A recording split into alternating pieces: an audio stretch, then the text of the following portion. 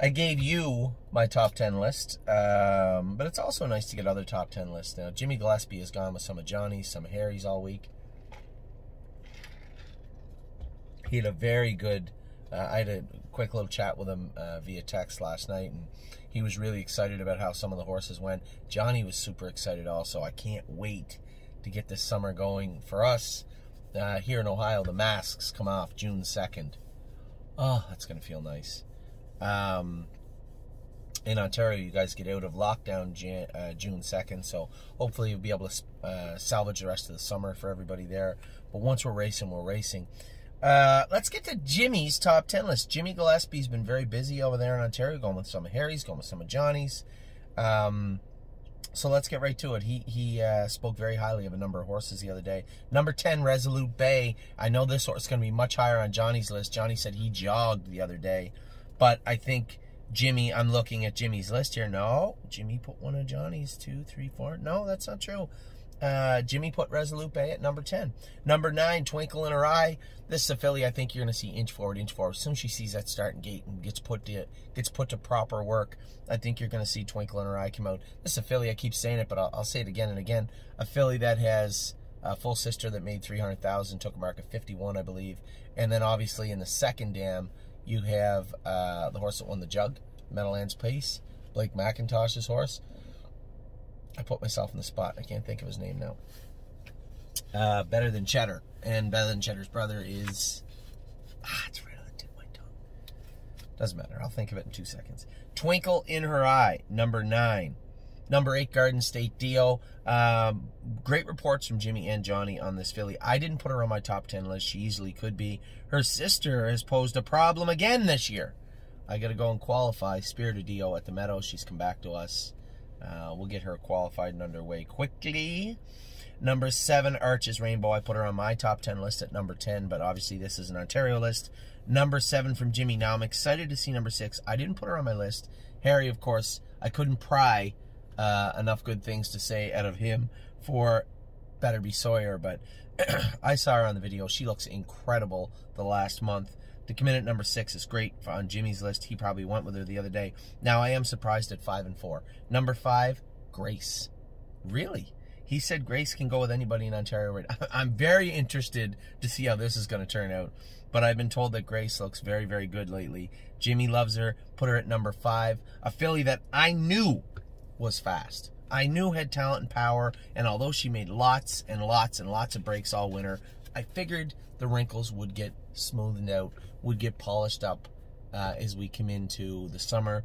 And I heard the other day that Blue Bayou Dio annihilated them at Mohawk, wrapped up.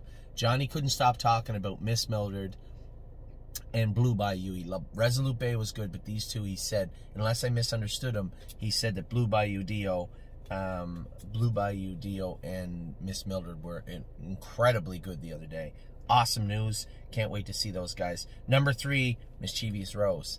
Again, everybody said maybe even a month or 6 weeks ago, they thought this was the best Ontario bred. I liked her. I went with her. I thought she was very powerful. Very interested to see how this is going to turn out. But Mischievous Rose looking good heading into the summer. Number 2, Miss Mildred. Obviously, Jimmy didn't go with her the other day. Johnny did. So Jimmy saw how good she looked the other day and put her right at number 2.